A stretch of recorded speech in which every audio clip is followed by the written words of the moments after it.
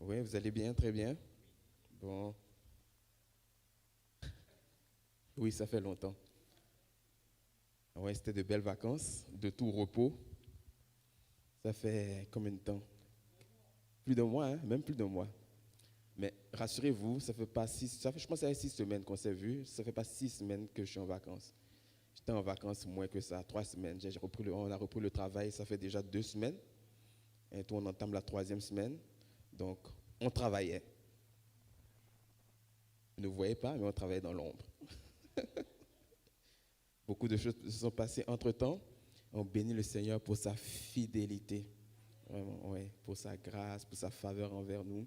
Et ce matin, c'est encore un privilège de pouvoir prendre ce temps pour partager la parole, pour pouvoir échanger, pour pouvoir aussi euh, peut-être recevoir quelque chose de la part de Dieu, pour pouvoir continuer son chemin, être restauré, se relever, vraiment pour pouvoir se dire, oui, je suis venu ici et je repars avec quelque chose.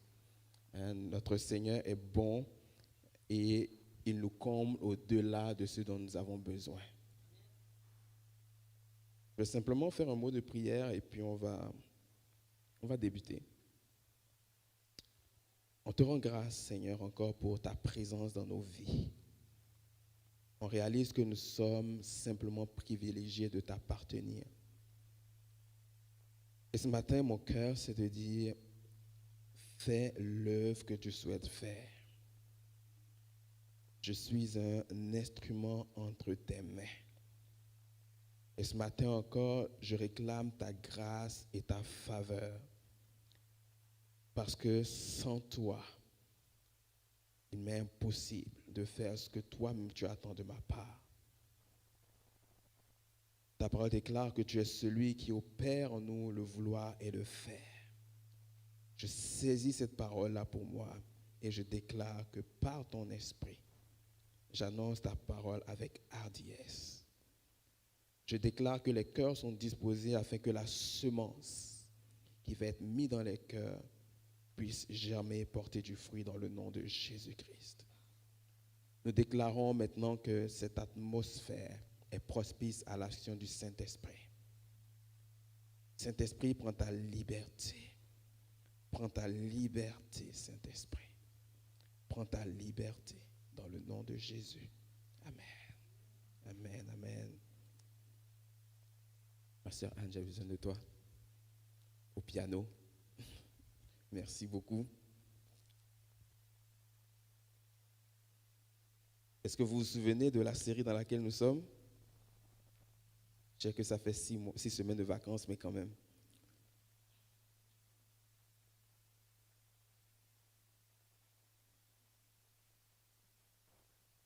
Vous ne vous en souvenez pas, hein?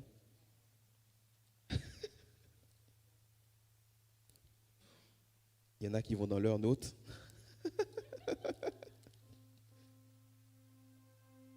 Vive la mémoire.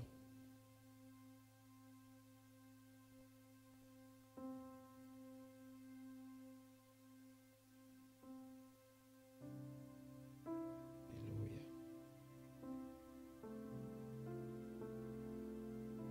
Croître à l'image et à la ressemblance de Christ.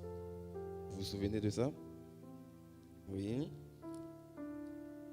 On est parti depuis le début de l'année, on est parti donc de la troisième épître de Jean et le verset 2, où il est dit ceci: bien-aimé, je souhaite que tu prospères à tous égards comme prospère l'état de ton âme. Et on a compris, on a réalisé que ça parle d'être prospère à tous égards, mais c'est conditionnel à la prospérité de l'âme. Si l'âme ne prospère pas, je ne peux pas prospérer à tous égards. Et on a saisi aussi que lorsqu'on parle de la prospérité de l'âme, on parle en réalité de la croissance dans le caractère et dans la sagesse de Dieu. Et dans cette croissance-là, on a plusieurs étapes qu'on a abordées, on a plusieurs sujets qu'on a abordés par rapport à cela avec le temps.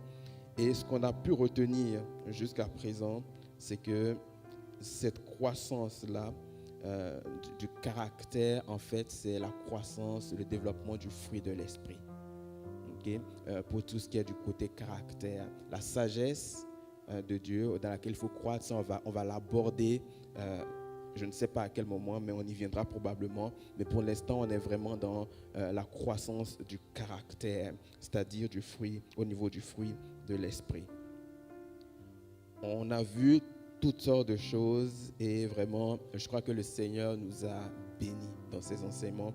Moi-même, j'en ai appris. Moi-même, j'ai appris à saisir certaines choses qui, je crois, font une différence dans ma vie. On était en train tranquillement de poser les fondations parce que le but n'est pas de lire ce Galates 5, 22 et de citer tous les aspects de ce fruit. Parce qu'après tout, il faut que ce soit concret pour nous. Juste citer, juste les connaître, ça ne change pas nos vies. Il faut qu'on en ait la révélation, il faut qu'on en ait la compréhension. Et pour avoir cette révélation, il y a aussi des étapes parce que la Bible est un tout. La marche chrétienne est un tout. Je ne peux pas prendre des choses d'un côté, laisser d'autres choses. Et pour saisir pleinement tout ce qui est au niveau de la croissance du caractère, c'est pour cela qu'on a posé tranquillement ces fondations jusqu'à maintenant. Et on va poursuivre aujourd'hui. Et le titre de mon message, ça va être tout simplement le fruit de l'esprit. Le fruit de l'esprit. Et on trouve d'où je tire mon message, le titre de ce message, c'est simplement dans Galates 5, 22, qui commence par ceci, mais le fruit de l'esprit. Donc on va s'attarder sur, mais le fruit de l'esprit. Vous savez, la parole de Dieu, dans la parole de Dieu, il n'y a pas de hasard. Il n'y a pas de mot mis au hasard. Il n'y a pas d'erreur. Si les choses ont été écrites et consignées de cette façon, c'est qu'il y a une raison. Et c'est pour cela qu'il faut prendre le temps de s'attarder sur ces choses-là. Parce que lorsque nous nous attardons sur des passages de la parole de Dieu, on les comprend, on les saisit. Ils deviennent révélation pour nous. Et ce qui devient révélation pour nous s'imprime en nous et nous sommes en mesure de vivre ces choses-là. Car c'est la révélation de la parole qui est claire et qui nous donne de l'intelligence. Ce n'est pas la parole en elle-même, mais c'est la révélation que nous en avons qui nous donne l'intelligence. Alors ce passage nous dit ceci, donc, mais le fruit de l'esprit et le passage poursuit donc en citant donc tous ces aspects-là du fruit de l'esprit. Donc dans Galates 5, 22. Lorsqu'on dit mais, ça veut dire tout simplement qu'on est en train de mettre ici deux choses en opposition. Mais, c'est une conjonction pour mettre deux choses en opposition. Ou alors, on va utiliser cela pour nuancer des propos. Le mais, donc on peut mettre deux choses en opposition ou permet de nuancer des propos. Et lorsqu'on lit dans ce passage ici, on a effectivement deux aspects qui sont mis en opposition. Et on aurait pu dire, remplacer le mais par au contraire, parce que ces choses sont mises en opposition. Et ce qui est mis en opposition, on va le retrouver dans Galates 5, 16 et 17. Il nous est dit ceci, je vous dis donc ceci, menez votre vie dans la dépendance du Saint-Esprit et vous n'obéirez pas aux désirs qui animent l'homme livré à lui-même. Car ces désirs sont diamétralement opposés à ceux de l'esprit et l'esprit a des désirs qui s'opposent à ceux de l'homme livré à lui-même. Les deux sont opposés l'un à l'autre. C'est pourquoi vous ne pouvez pas être votre propre maître. Donc il y a deux choses qui sont mises en opposition. C'est l'homme conduit par l'esprit, c'est l'esprit. Et c'est la vieille nature ou l'homme livré à lui-même. Donc ces deux choses sont mises en opposition. le Saint-Esprit tend vers quelque chose et l'homme livré à lui-même tend vers autre chose. Les deux n'ont pas la même finalité. Et ce qui est intéressant, à la fin du verset 17, on nous dit, c'est pourquoi, les deux sont opposés, c'est pourquoi vous ne pouvez pas être votre propre maître. Soit vous êtes esclave de l'homme livré à lui-même, et on a couvert cette partie jusqu'à présent déjà, soit vous êtes l'esclave du Saint-Esprit ou soumis au Saint-Esprit. On ne peut pas être maître de soi-même. On a un maître qui est soit notre vieille nature, soit le Saint-Esprit. Et lorsqu'on regarde un peu plus concrètement, on va réaliser ceci, que la vieille nature va produire un résultat dans nos vies pour lesquels on n'est pas vraiment fier. Et Galates 5, donc au verset 19, parle de ce que justement l'homme a livré à lui-même peut produire. Tout le monde va bien de ce qui procède de l'homme livré à lui-même.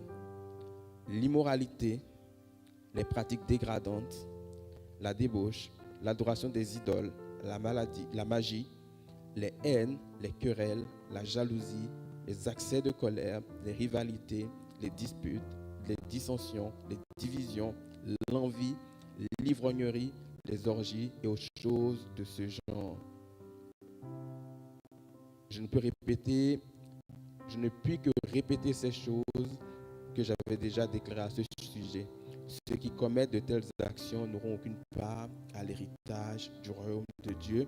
Et par la suite, c'est là où on voit, mais le fruit de l'esprit, c'est l'amour, la joie, la paix, la patience, la bonté, la bienveillance, la douceur, la maîtrise de soi. Donc, il y a deux choses qui sont mises en opposition. Deux choses qui vont dans des sens opposés. Et si on veut même aller un peu plus loin, la finalité de ces deux est différente. Parce que lorsqu'on regarde justement ce passage que je viens de lire, on nous dit donc ici que ceux qui commettent de telles actions n'auront aucune part à l'héritage du royaume de Dieu. Ça veut dire qu'ils n'auront pas les récompenses. Ils ne seront pas au bénéfice de ce que Dieu a prévu pour eux. Ils n'entreront pas pleinement en possession de toutes ces grâces-là que le Seigneur a pour leur vie. Alors que l'homme qui est animé par le Saint-Esprit, si on regarde en Éphésiens 1,14, on va nous dire ceci, que c'est cet esprit qui constitue l'acompte de notre héritage en attendant la délivrance du peuple que Dieu s'est acquis. Autrement dit, le Saint-Esprit est la garantie, est la première partie de notre héritage. Si j'ai le Saint-Esprit, j'ai la garantie d'avoir le reste. Parce que ce n'est que la première partie. C'est l'acompte qui a été versé. C'est la certitude de l'héritage. Si j'ai le Saint-Esprit, c'est la certitude de l'héritage.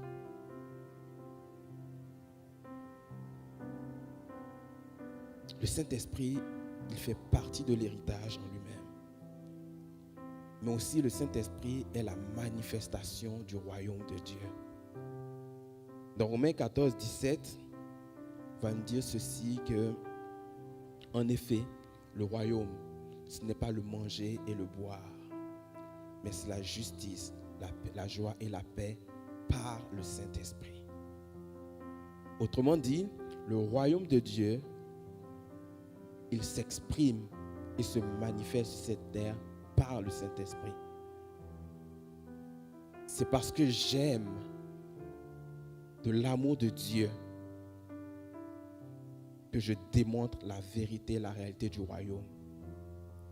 C'est parce que je suis animé de la patience de Dieu que je démontre la réalité du royaume de Dieu. Et c'est pour cela que ce royaume vient, se manifeste par l'Esprit. Et donc on constate donc qu'ils ont deux finalités totalement différentes. Lorsque je laisse l'homme livré à lui-même se manifester, je démontre ainsi que je ne peux pas avoir accès à l'héritage du royaume. Je démontre en fait que mon maître, c'est ma vieille nature et non le Saint-Esprit.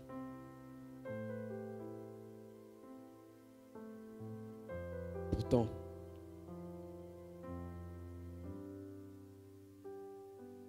dans Galates 5, 24, il va nous dire ceci. Or, ceux qui appartiennent à Jésus-Christ ont crucifié l'homme livré à lui-même avec ses passions et ses désirs.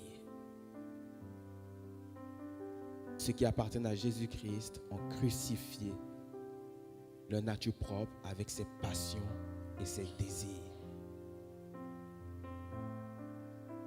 Dans Romains, on va nous dire ceci, que la vieille nature a été rendue inopérante. La vieille nature étant rendue inopérante, cela signifie que je ne suis plus esclave de cette vieille nature. Cela signifie que je ne suis plus soumis au désir de cette vieille nature. Cela signifie que lorsque la vieille nature m'interpelle, je peux lui résister. Et on a vu ces choses déjà dans les semaines et les mois précédents. Il faut que ces choses deviennent des acquis pour vivre et marcher par l'Esprit dans la victoire.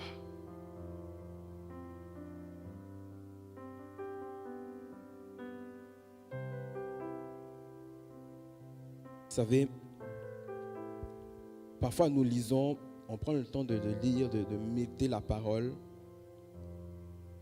et ça prend la foi pour accepter ces choses-là. Parce que naturellement, lorsqu'on nous lisons, on se dit simplement folie. Tellement ça n'a pas de rationalité humaine.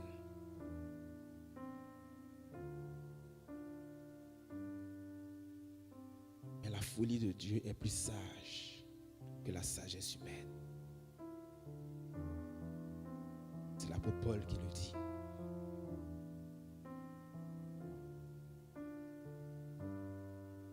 La Bible nous dit que Dieu a choisi des choses folles. Est-ce que vous réalisez?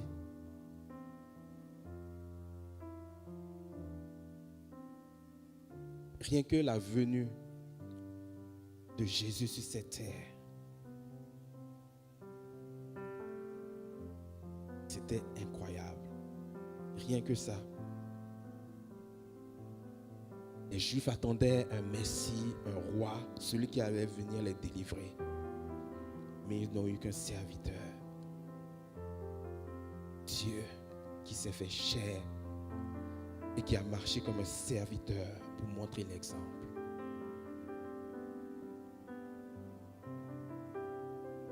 Les érudits se sont dit, est-ce une telle personne qui peut venir venir délivrer quelqu'un? Effectivement, lorsqu'on regardait à la finalité de cette marche que Jésus a menée sur cette terre, sa mort à la croix, on était loin de s'imaginer que cette folie-là était le chemin vers la victoire. Et si nous avons eu foi au sacrifice de Jésus-Christ à la croix, foi qui nous permet d'accepter que nos péchés sont pardonnés, que nous sommes réconciliés désormais avec Dieu. Pourquoi cette foi ne suffit pas pour accepter ce qui est dit dans la parole de Dieu à propos de la marche quotidienne avec Christ?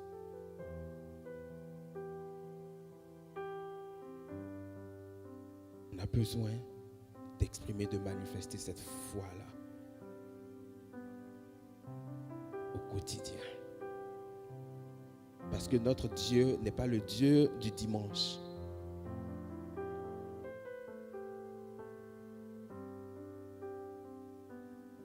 En venant seulement le dimanche à l'église, être au milieu de l'assemblée, entendre le message du jour, est loin d'être suffisant. Est loin d'être suffisant.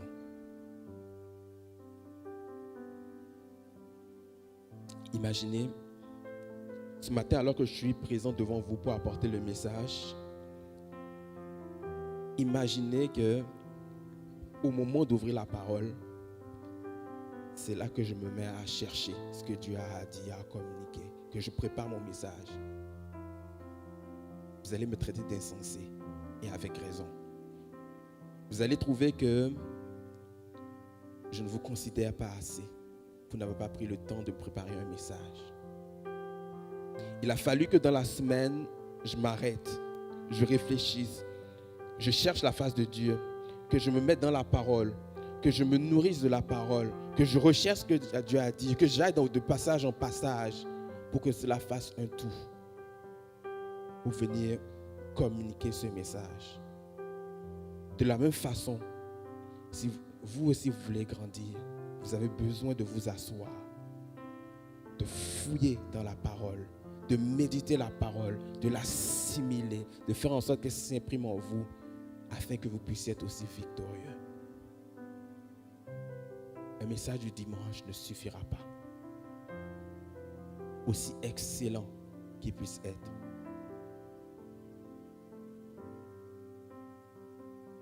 Ce matin, je veux nous réveiller.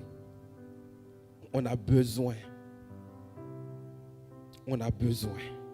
d'aller plus loin. Lève-toi, toi qui dors.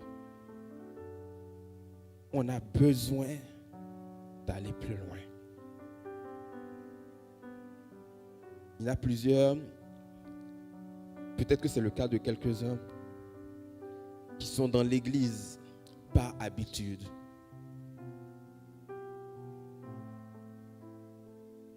Le dimanche, c'est la routine, c'est le jour pour aller à l'église. Ils y vont, ils sont assis au milieu de l'assemblée, mais dès que c'est fini, ils tournent une page. Ils reviennent à cette page le dimanche suivant.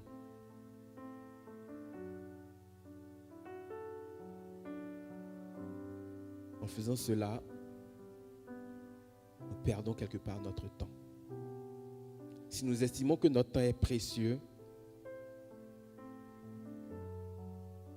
nous devons aussi apprendre à nous arrêter jour après jour pour méditer la parole de Dieu.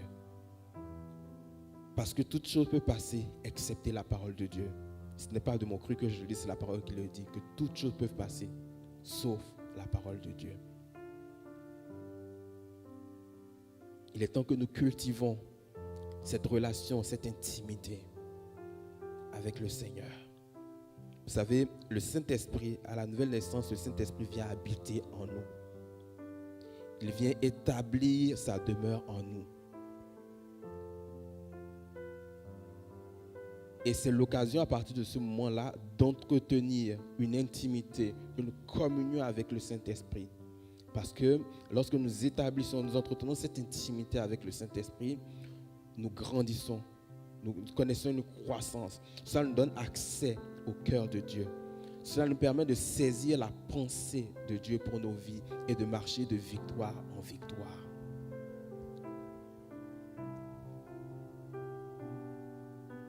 Lorsque vous vous liez d'amitié à quelqu'un, votre désir est de passer du temps avec cette personne. Vous voulez savoir comment cette personne va. Vous voulez savoir c'est quoi ses défis.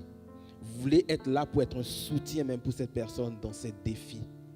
Dans ces moments de joie, vous voulez être là également. Pour cette personne-là. Parce que vous la considérez comme un ami et que vous jugez que ça en vaut le coup d'investir dans cette personne, que ça vaut le coup d'investir du temps, des ressources dans cette personne. parce que c'est votre ami. Et vous apprenez dans cette relation, dans cette communion avec la personne à la connaître, vous apprenez à la connaître, à grandir dans la connaissance de cette personne. Et il y a des choses que vous pouvez partager désormais parce qu'il y a une proximité qui se crée. Il y a des choses aussi que la personne va vous révéler parce que vous avez une proximité avec cette personne. Hier, nous étions à un mariage et la meilleure amie de la mariée fait un témoignage qui était intéressant. Elle dit ceci: ça a été difficile d'avoir accès à toi, mais lorsque tu t'es ouvert, j'ai réalisé que tu étais une femme de valeur. J'ai réalisé qu'il y avait en toi tellement de choses. Et je paraphrase, il y avait tellement de choses en toi. Et d'être au bénéfice de ces choses-là, pour moi, c'est une grâce. Parce que lorsqu'elle a eu accès à elle, une amitié s'est liée, une proximité s'est liée. Et elle a pu être au bénéfice, l'une comme l'autre, on peut être au bénéfice de l'autre. Mais s'il n'y avait pas eu cette proximité, s'il n'y avait pas eu cette ouverture de cœur, comment chacune aurait pu bénéficier l'une de l'autre? C'est la même chose avec Dieu. Si nous n'avons pas cette proximité avec Dieu, si par le Saint-Esprit nous n'établissions pas une communion, une intimité, il y a des choses dans lesquelles nous ne pouvons pas grandir. Et cette femme, la meilleure amie de la mariée, elle était en train d'exprimer sa reconnaissance parce qu'au contact de cette mariée, elle a grandi. Et lorsque nous avons l'intimité avec le Saint-Esprit, lorsque nous investissons dans cette intimité avec le Saint-Esprit, nous grandissons. Nous connaissons Dieu encore plus intimement. Nous avons accès à sa pensée, à son cœur. Lorsque nous plongeons dans la parole de Dieu, il y a une compréhension que nous avons, que nous n'aurons pas sans cette intimité et proximité avec le Saint-Esprit. Cette intimité est importante. Et je ferme cette parenthèse qui n'était pas dans mon message.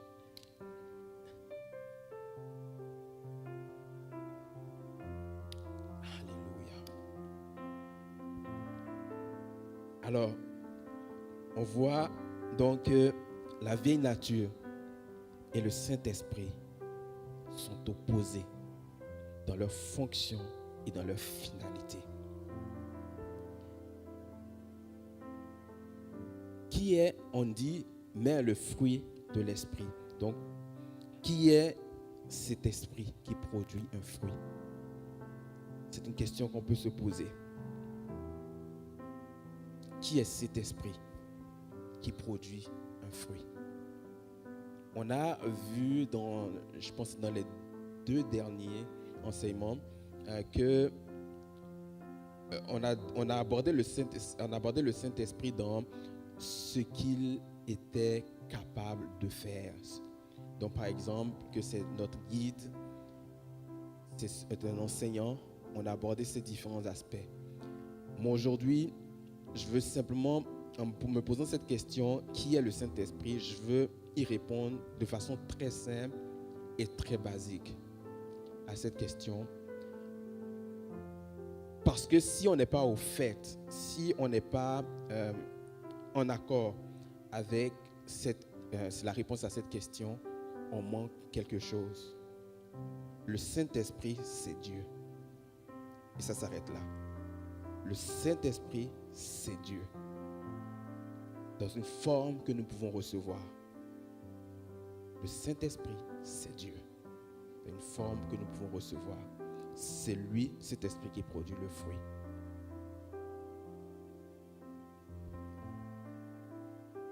Donc lorsque je vais dire le fruit de l'esprit, je pourrais aussi dire le fruit de Dieu. Parce que le Saint-Esprit, c'est Dieu dans une forme que nous pouvons recevoir. Si pour certains, c'est difficile à accepter, il faut revenir à la base. il faut revenir à la base. Le Saint-Esprit, c'est simplement Dieu. Il peut avoir différentes fonctions, différentes façons d'agir, comme on a pu le voir dans les 2 derniers enseignements. Mais c'est Dieu.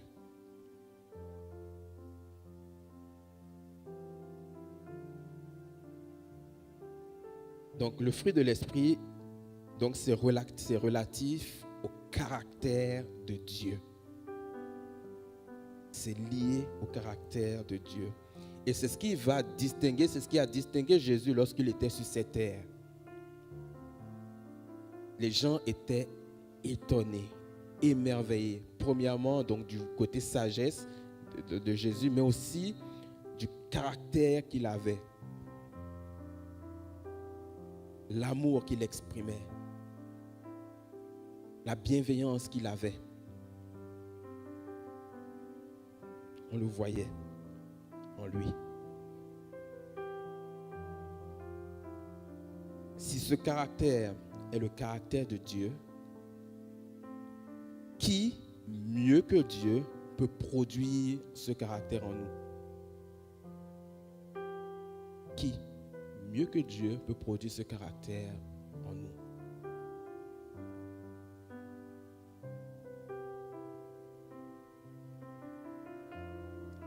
Qui, mieux que Dieu, peut produire le caractère en nous, ce caractère en nous?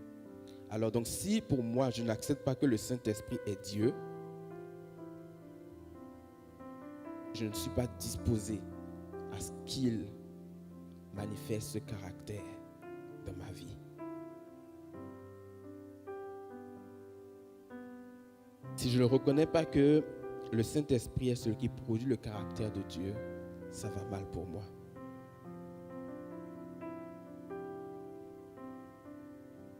Vous savez, lorsque vous avez une auto et que vous avez un souci mécanique avec votre auto, vous ne courez pas vers un analyste programmeur.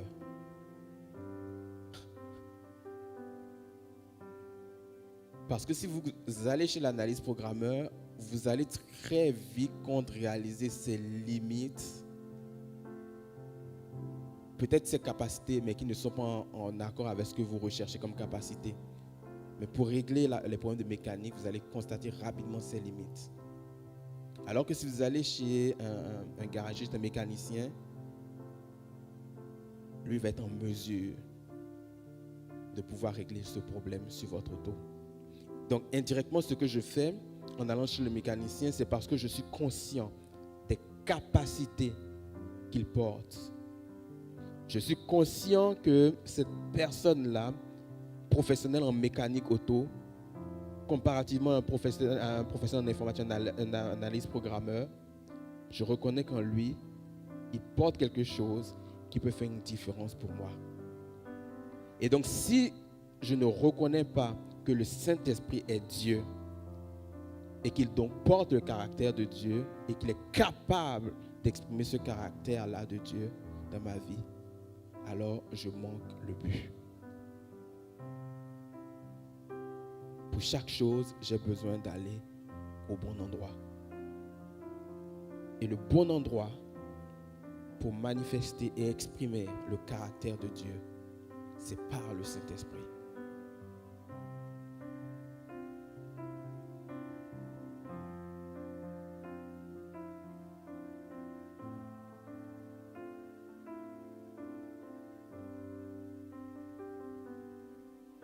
Ne savez-vous pas que votre corps est le temple du Saint-Esprit? Ne savez-vous pas que votre corps est le temple de Dieu et que le Saint-Esprit habite en vous? Ne savez-vous pas que votre corps est le temple de Dieu et que le Saint-Esprit habite en vous? Nous sommes le temple de Dieu. Nous sommes l'habitation vivante de Dieu sur terre. Et c'est le Saint-Esprit qui vit en nous. Romains 8.2 va parler donc du Saint-Esprit comme étant l'esprit de vie. Donc l'esprit qui produit la vie. L'esprit par qui la vie vient. Et cette vie, ce n'est pas la vie naturelle, mais c'est la vie de Dieu. C'est la vie de Dieu. Alors, pourquoi nous poser la question de savoir qui est ce Saint-Esprit-là qui produit le fruit? Parce que premièrement, en me posant cette question, donc on a la réponse, le Saint-Esprit c'est Dieu dans une forme qui peut habiter en nous, de la forme dans laquelle on peut le recevoir. C'est qu'il faut comprendre ici que la Bible nous parle du fruit de l'esprit et non d'un fruit personnel. Ce n'est pas le fruit de René Arthur, ce n'est pas le fruit de Suzanne, ce n'est pas le fruit d'Anne, ce n'est pas le fruit de quelqu'un en particulier. C'est le fruit de l'esprit. L'esprit est en Dieu. C'est le fruit de l'esprit. Donc il s'agit d'une œuvre que seul le Saint-Esprit peut produire, ou Dieu peut produire, mais personne d'autre. Étant donné que ce n'est pas le fruit de René Arthur, je ne peux pas produire ce fruit. C'est seul le Saint-Esprit qui peut produire cela. Ce qui veut dire que je dois avoir une perspective autre sur ma vie. Parce que lorsque je veux exprimer de la patience, si je pense que c'est la patience de René Arthur, je vais y aller avec mes forces. Et très vite, je vais être limité. Mais lorsque je prends conscience que c'est la patience de l'esprit, c'est la patience de Dieu qui doit être exprimée, alors je reconnais même mon incapacité à le faire et je demande au Saint-Esprit d'exprimer cette patience. Amen. Donc c'est le fruit du Saint-Esprit et non un fruit personnel.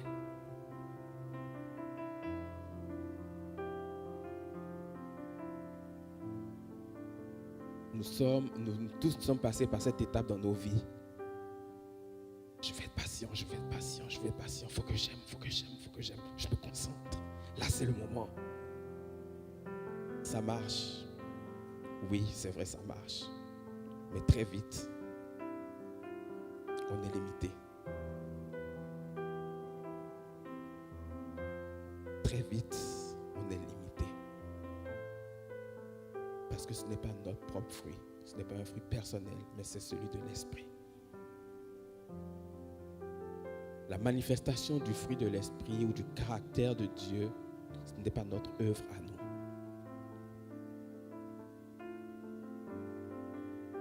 C'est l'œuvre de Dieu.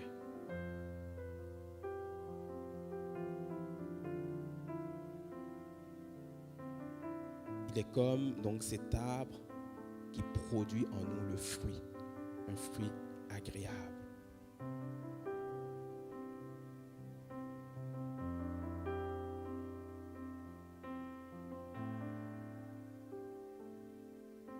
Donc il est important pour moi de ne pas me dire faut que je sois patient parce que je fais appel à ma force qui sont limitées. Mais il faut que je change ma perspective des choses, ma façon de parler et que je dise j'aimerais ça que le Saint-Esprit exprime ou manifeste la patience dont j'ai besoin dans cette situation. Saint-Esprit, viens à mon secours afin d'exprimer la patience. Vous allez voir que lorsque vous le faites de cette façon consciemment, vous verrez qu'il y a une pression qui tombe automatiquement. Une pression qui tombe et les choses sont plus faciles.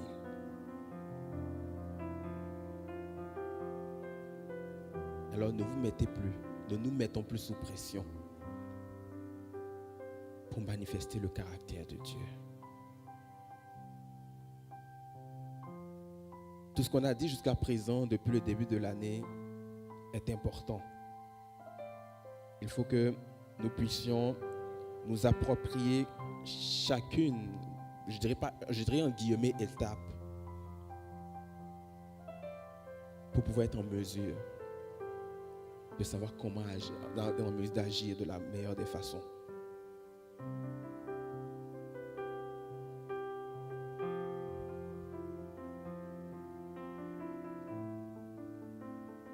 Et lorsque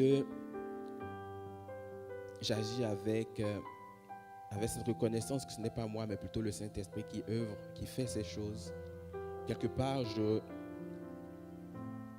j'exprime de l'humilité. Cette humilité qui m'amène à reconnaître que par mes propres forces, je ne suis capable de rien, mais que c'est Dieu qui peut tout en moi. Et donc, je suis disposé à laisser Dieu agir. Parce que l'humilité, elle va précéder la gloire et l'orgueil va précéder la chute. Parfois, on lit certains versets, on imagine des choses incroyables, catastrophiques. Quand on dit l'orgueil précède la chute, le simple fait de manquer de patience dans une situation donnée, c'est une chute. Ce n'est peut-être pas la chute du 50e étage d'un immeuble, mais c'est une chute pareille.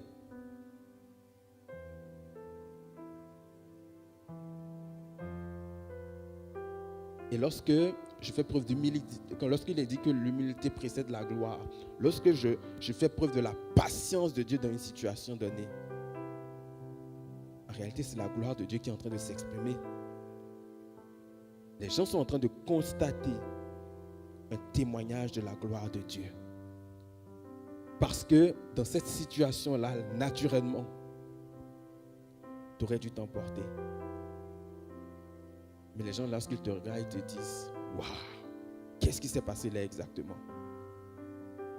C'est moi les gars, c'est moi. Non, c'est Dieu. C'est Dieu. Et donc c'est un témoignage de la gloire de Dieu.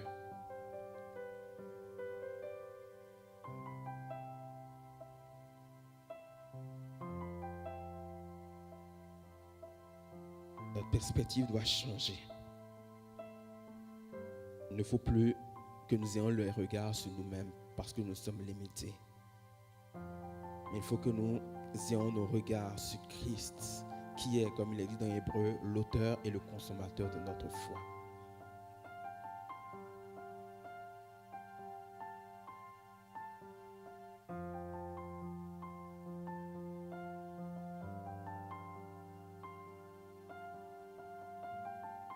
L'apôtre Paul fait une prière qu'on va retrouver dans Éphésiens 1, 17 à 19. Et je vais prendre des portions de cette prière-là. Il est dit ceci: je demande que le Dieu de notre Seigneur Jésus-Christ, et je saute, illumine ainsi votre intelligence afin que vous compreniez, et je saute encore quelques passages, quelle est l'extraordinaire grandeur de la puissance qu'il met en œuvre en notre faveur à nous qui plaçons notre confiance en lui.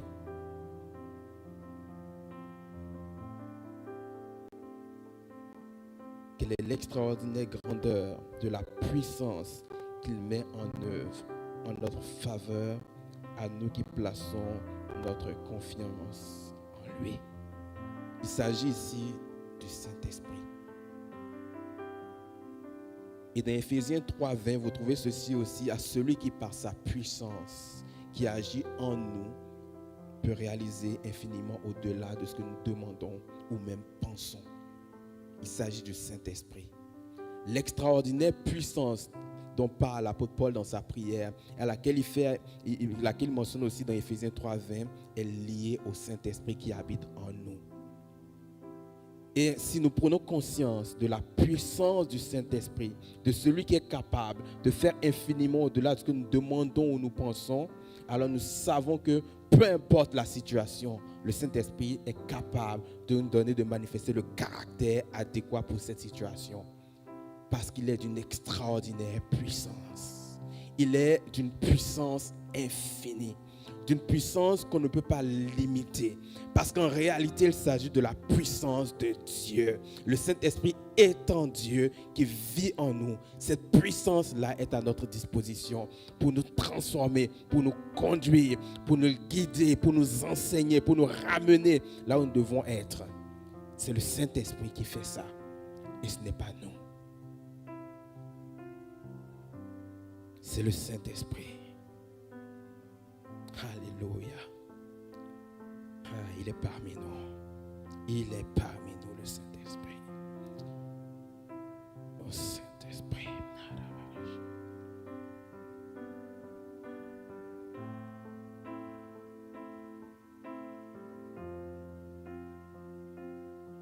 Le Saint-Esprit est parmi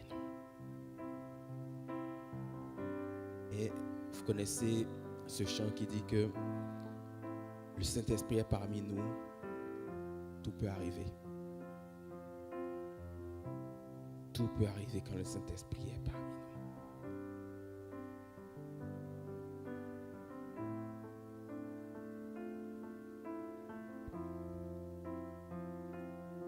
Le Saint-Esprit vit en nous et il exprime la puissance de Dieu. Et cette puissance de Dieu, elle fonctionne dans un cadre qui est établi. Je ne peux pas me lever là et dire puissance de Dieu, manifeste-toi. Ce n'est pas comme ça que les choses fonctionnent. Dieu est un Dieu d'ordre. Il fonctionne dans un cadre qui est prescrit, qui est édicté par sa parole. Ce n'est pas un distributeur automatique.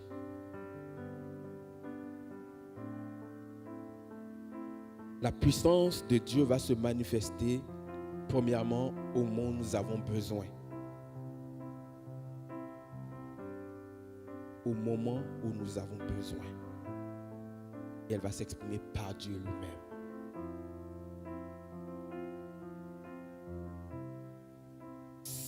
Lorsque je sors de chez moi, pour sortir de chez moi, je n'ai pas besoin forcément de patience. Ok? Je sors juste de chez moi, je prends une marche tranquille. J'aurai peut-être besoin de patience lorsque je vais rencontrer quelqu'un qui va éprouver ma patience. Et c'est là que j'ai besoin de voir cette puissance de Dieu s'exprimer, se manifester pour que je manifeste effectivement la patience. Mais en sortant de chez moi, je n'avais pas besoin. Et donc, ce n'est pas une question de sentir. Ce n'est pas une question de toucher. Mais c'est une question de foi.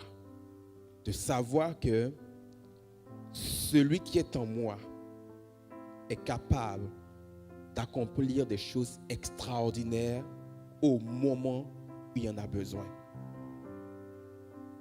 Je sors de chez moi comme tout mortel. Tranquillement, j'ouvre ma porte, je la ferme, je sors, je prends mon chemin. Mais lorsqu'il y a besoin de voir s'exprimer cette puissance, elle s'exprimera.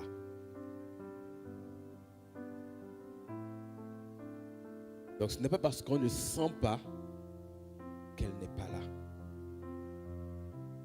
Ce n'est pas parce que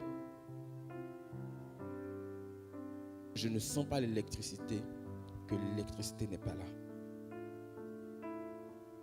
Ce n'est pas parce que je ne sens pas le vent qu'il n'est pas là. Parce que ce n'est pas parce que je le vois non plus qu'il n'est pas là.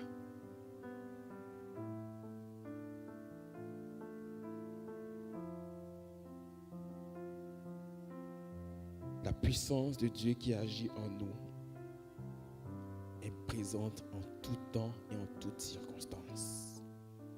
Il faut juste appuyer sur la bonne switch.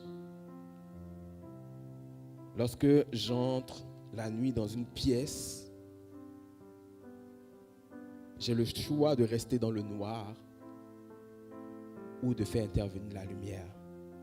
Et pour faire intervenir la lumière, j'appuie simplement sur la switch et la lumière est.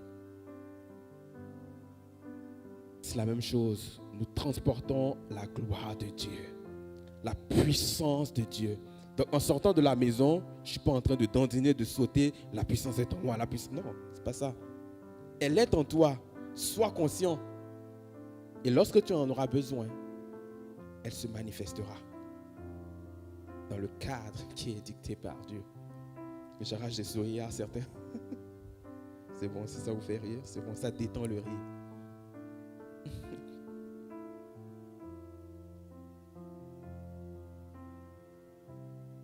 Alors, le fruit de l'esprit, c'est donc le produit du Saint-Esprit. Ce n'est pas mon produit à moi. C'est le Saint-Esprit qui le fait. Alors, un arbre va produire un fruit qui lui est propre. Imaginez avec la diversité de caractères que nous avons ici. Imaginez si chacun devait développer son propre caractère. C'est chacun de nos caractères que nous devons manifester et exprimer. Ça ne marche pas bien. Non, ça ne va pas être beau ici. Mais parce que le Saint-Esprit est en chacun d'entre nous, nous pouvons potentiellement exprimer le caractère de Dieu. Le caractère, le fruit de l'esprit est le même. Il est le même. Ce que Paul va exprimer, lorsqu'il va exprimer une facette de ce caractère, c'est le même esprit qui va permettre aussi à Marie-Laure d'exprimer une autre facette.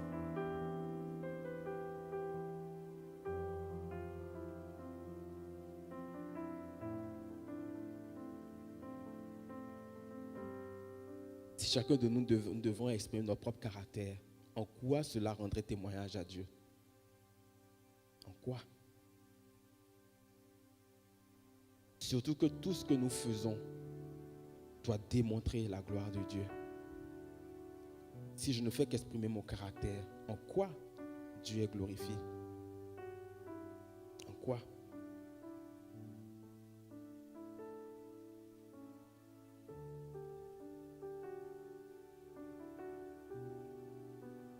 En quoi? Peut-être que Naomi se croyait patiente. Mais dans le mariage, elle découvre que sa patience a des limites.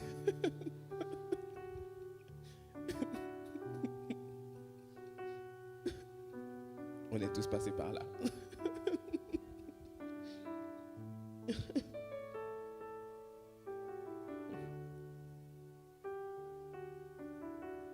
Paul pensait qu'il était bienveillant jusqu'à ce que dans le mariage, il réalise que sa bienveillance a de la limite. Le Saint-Esprit est là aussi pour que nous puissions exprimer dans nos foyers le caractère et le cœur de Dieu. Ce n'est pas évident, on s'entend, mais il est là aussi pour cela. Mais plus on est conscient de la puissance, de l'extraordinaire puissance du Saint-Esprit, plus on est à même dans nos foyers et dans tout aspect de nos vies de manifester le caractère de Dieu. Alors, le fruit que va donner un arbre va nous permettre de confirmer que c'est bel et bien cet arbre-là qui est en question. Lorsque je récolte des pommes sur un arbre, je peux me dire c'est un pommier. Mais s'il n'y a pas de fruit, je peux avoir des doutes. Est-ce un pommier, un poirier? Bon, les spécialistes, c'est ceux qui font la différence, mais pour quelqu'un comme moi, je ne connais même pas la différence. Un pommier, un poirier, est-ce que c'est la même chose? Mais dès que je vois le fruit, je sais que c'est cet arbre en question. Amen. Nous sommes un seul et même arbre qui portons du fruit. Et donc, lorsqu'on voit le fruit de l'arbre que nous portons, on reconnaît que c'est Dieu qui agit dans nos vies. On reconnaît que c'est Dieu.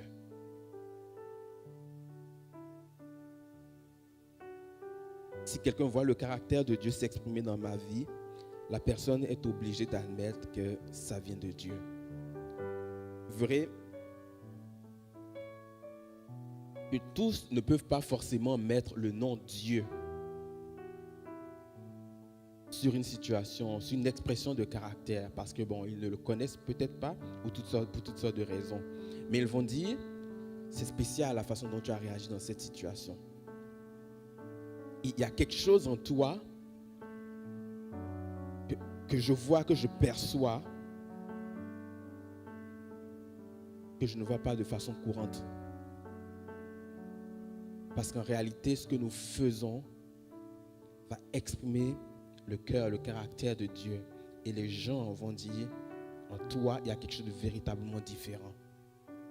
Et c'est même des occasions de témoignage. C'est des occasions de témoignage. Je me souviens, il y a, je ne sais pas, peut-être, combien de temps, 15 ans peut-être, j'étais dans un emploi et j'avais une collègue qui n'arrêtait pas de sacrer. Elle n'arrêtait pas, elle n'arrêtait pas et elle n'arrêtait pas.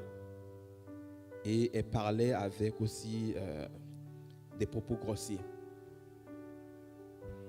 Et un jour, elle me dit comme cela, « Ah, c'est drôle, je ne t'entends pas parler. Chaque fois que tu parles, il n'y a pas de mots grossiers qui sortent de ta bouche. Il n'y a pas de mots déplacés qui sortent de ta bouche. » Elle faisait le constat. Et ça a été une occasion que j'ai saisie à ce moment-là pour lui témoigner. Parce que vous savez qu'à un moment donné dans ma vie, je parlais de façon grossière. Et vraiment grossière. J'étais un ado. Vous pouvez imaginer. Un ado qui n'a pas Dieu.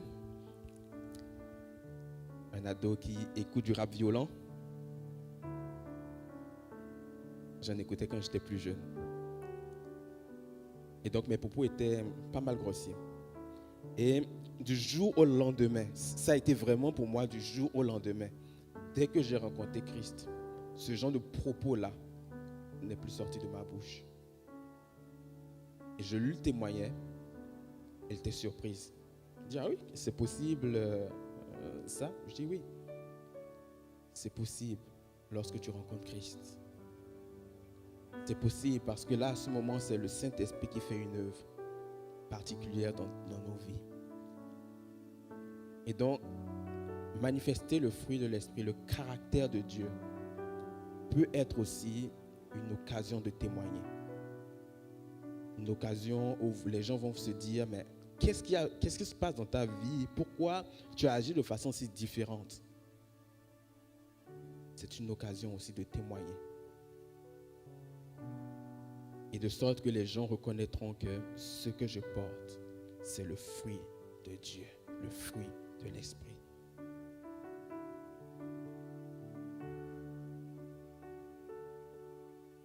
Luc 6, 43, 44 va nous dire ceci, un bon arbre ne peut pas porter de mauvais fruits, ni un mauvais arbre de bons fruits. En effet, chaque arbre se reconnaît à ses fruits, et on ne cueille pas de figues sur des chardons, et on ne récolte pas non plus du raisin sur des ronces. Donc, un bon arbre ne peut pas porter de mauvais fruits, ni un mauvais arbre de bons fruits. Est-ce que notre vieille nature peut produire le fruit de l'esprit? Non. C'est pour cela que la diversité de caractères que nous avons ici, elle ne doit pas s'exprimer, mais elle doit laisser place au caractère de Dieu qui est produit par l'Esprit. Nous sommes un seul corps. C'est l'apôtre Paul qui utilise cette image-là, que nous sommes un seul corps. Christ en est la tête et nous sommes le corps, nous sommes les membres. Nous sommes un seul corps. Et un seul corps ne peut produire qu'un seul fruit. C'est pour cela qu'il ne peut pas avoir de diversité de caractères que nous devons exprimer. Moi, je suis comme ci, moi, je suis comme ça. Oui, d'accord, c'est ta vieille nature. Mais Christ vit en toi par son esprit. C'est cela que tu dois exprimer. C'est cela que tu dois manifester. Cela doit être ton soupir.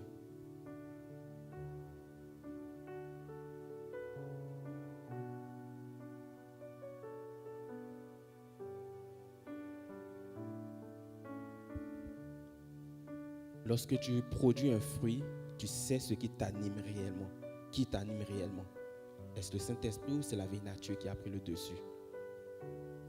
Et ce que nous voulons, c'est que ce soit constamment le Saint-Esprit qui manifeste la nature de Dieu en nous.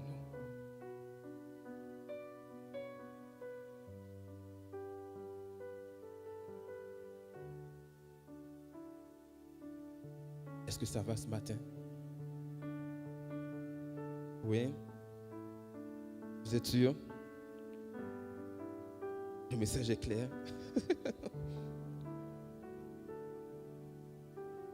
Parlons un peu du fruit, ok, en tant que tel. Le fruit, il va démontrer quelque part la capacité et la maturité d'un arbre à faire et à accomplir ce pourquoi il existe.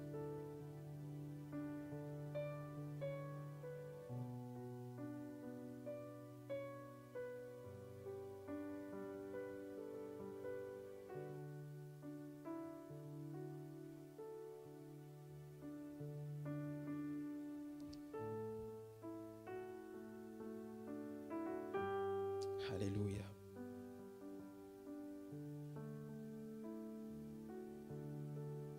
J'aimerais prendre d'abord le temps de prier.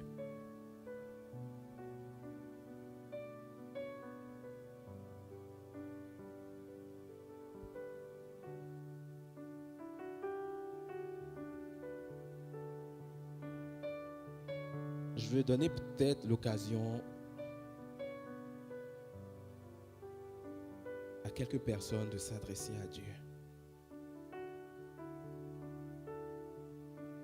De se tenir devant Dieu et simplement de soupirer après Dieu.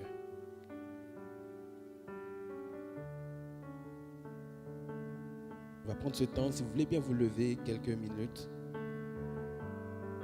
Alléluia.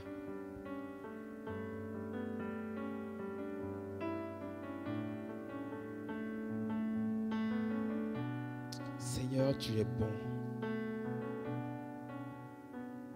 Tu es bon. Tu es plein de grâce et de faveur envers nous. Et ce matin, on se tient devant toi.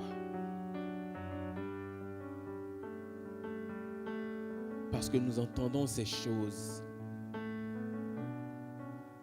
Mais nous réalisons aussi que nous sommes limités par nous-mêmes. Si vous vous sentez limité, simplement soupirez vers Dieu. Tournez vos cœurs vers le Seigneur. Adressez-vous à lui. C'est le temps, c'est le moment. Nous avons besoin de toi, Seigneur.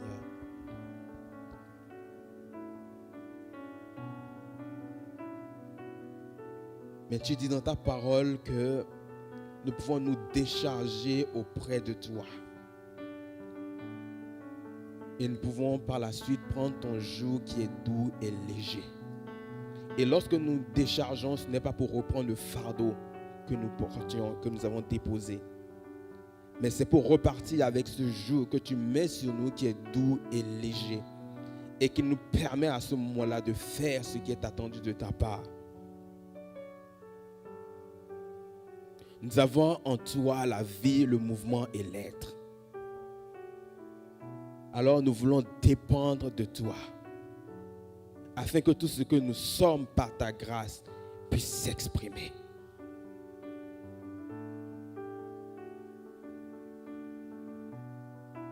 Ton Saint-Esprit est en nous.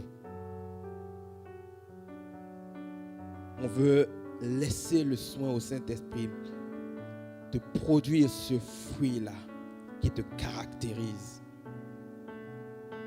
Oh Seigneur. Est-ce qu'il y a une ou deux personnes qui veulent élever la voix? Si vous voulez le faire, prenez votre liberté, vous pouvez élever la voix.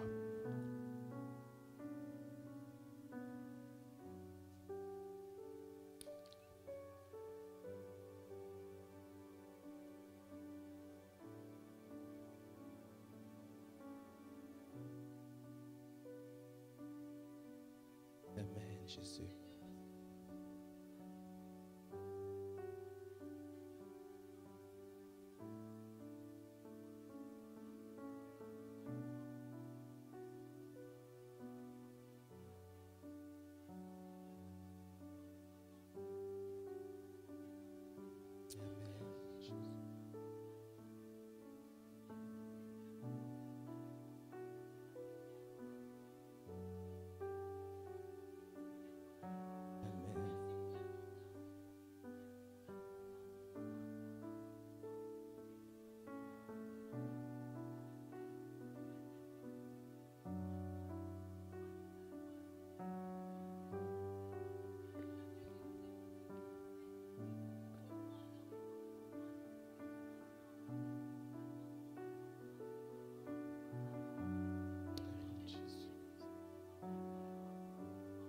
Jésus-Christ. Amen. Amen. Est-ce qu'il y a une autre personne qui veut élever la voix afin que nous disions Amen aussi à sa prière?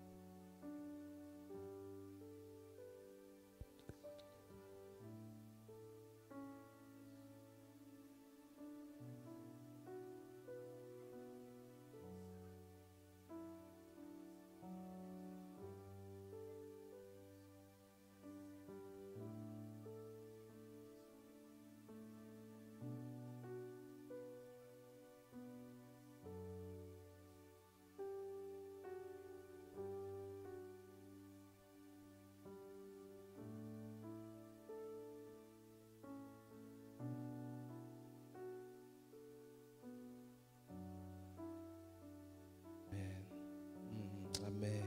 Amen. Je vais demander à l'équipe de louange de revenir pour Dieu de l'impossible. Nous allons rester debout. Je vais arrêter mon message ici parce que je crois qu'on est dans un temps, un momentum de Dieu. Je vais arrêter le message ici et nous allons poursuivre un petit instant dans la prière. Je crois que Dieu veut faire quelque chose de particulier.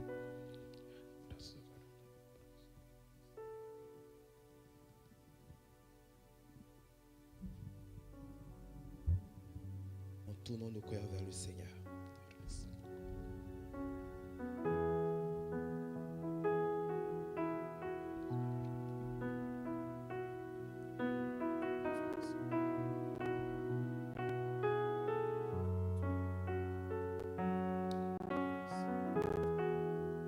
vous voulez venir devant, prenez votre liberté. Si vous voulez rester assis ou debout, prenez votre liberté. Mais tournons nos cœurs vers ce Seigneur, ce Dieu de l'impossible.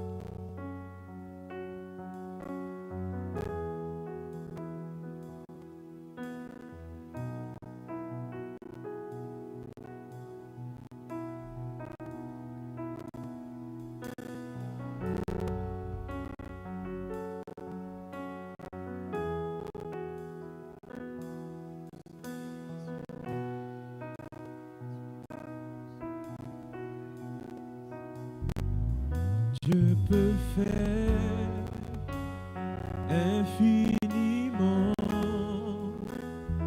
et au-delà.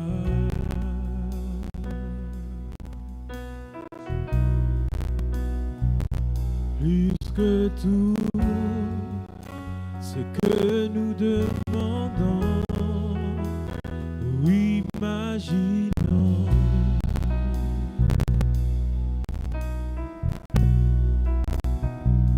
Ses promesses, oui et amen, se réalisent.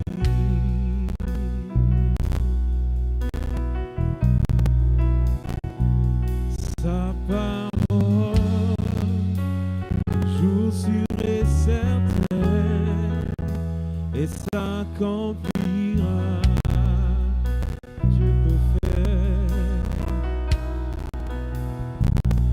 Dieu peut faire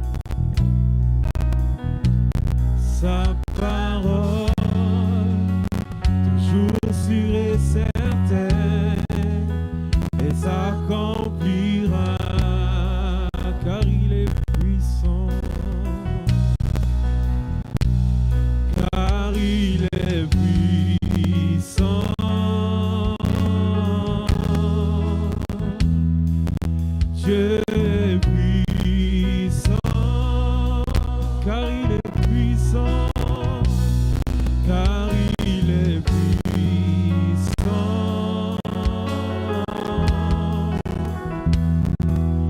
Dieu est puissant, Dieu de l'impossible, Dieu de l'impossible.